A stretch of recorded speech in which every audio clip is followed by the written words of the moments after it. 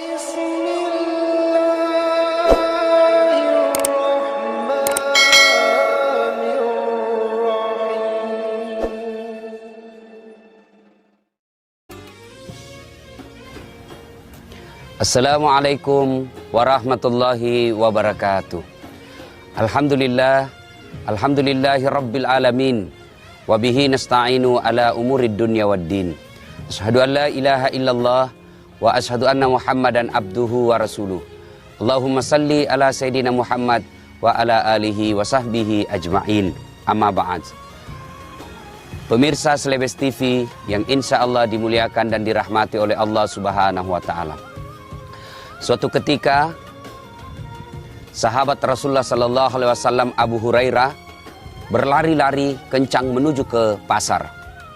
Dalam perjalanan menuju ke pasar, beliau dihadang oleh Umar bin Khattab. Umar bertanya kepada Abu Hurairah, "Ya Abu Hurairah, ada apa gerangan? Kenapa kau buru-buru ke pasar? Seolah-olah kau dikejar setan."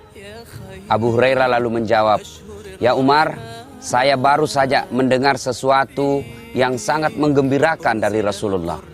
"Apa gerangan?" "Barusan saya mendengar Rasulullah menyampaikan, barang siapa yang mengucapkan 2 kalimat syahadat, diyakini sampai mati, pasti masuk surga." Demikian sabda Rasulullah. Mendengar ini Umar lalu bertanya kepada Abu Hurairah, "Ya Abu Hurairah, apa betul Nabi mengucapkan begitu?" "Betul," kata. Kalau bahasa kita, "Toje ngak, ini betul disampaikan oleh Nabi." Lalu Umar berkata, "Tunggu dulu bos, jangan dulu kau umumkan di pasar. Saya mau cek dulu ini." Dalam teori jurnalistik inilah yang disebut check and recheck. Datang ke sumber berita. Umar lalu mengajak kepada Abu Hurairah, "Ya Abu Hurairah, kita ke sumber berita dulu. Kita ke Rasulullah Sallallahu Alaihi Wasallam mempertanyakan kebenaran cerita ini." 2 sahabat Nabi ini lalu menuju kepada Rasulullah Muhammad Sallallahu Alaihi Wasallam.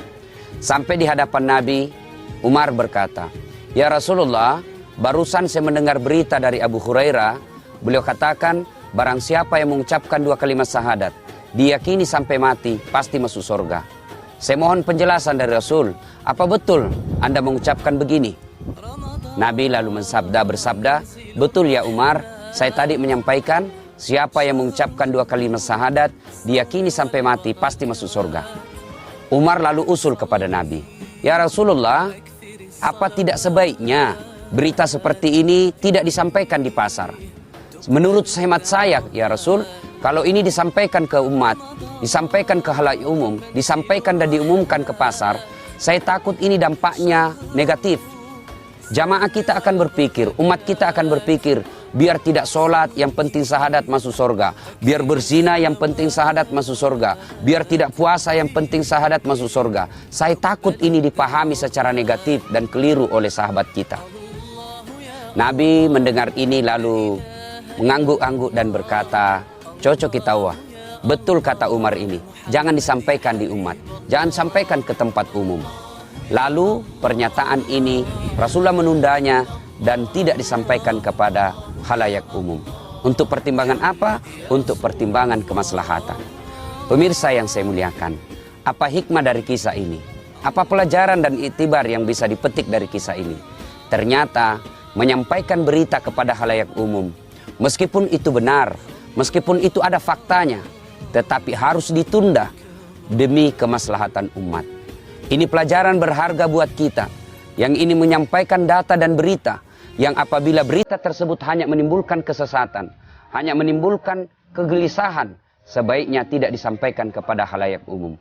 Ada kearifan di dalamnya, ada kearifan pertimbangan bahwa apabila ini mengancam persatuan, apabila ini mengancam kemaslahatan, sebaiknya tidak disampaikan kepada khalayak umum meskipun itu benar adanya.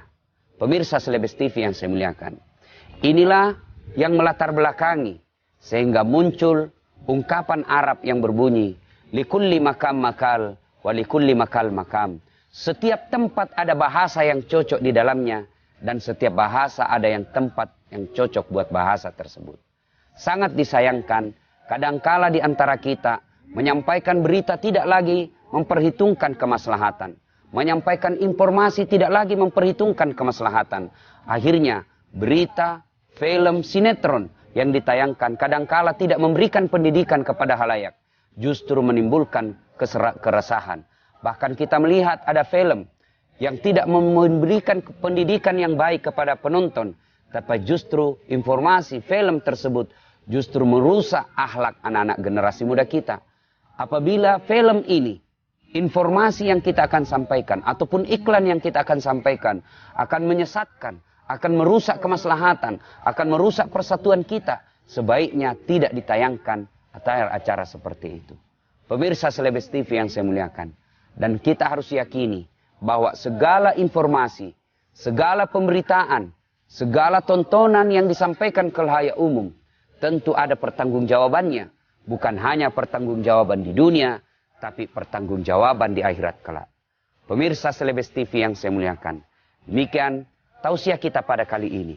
Mudah-mudahan ada manfaat. Saya Dasat Latifi. Assalamualaikum warahmatullahi wabarakatuh.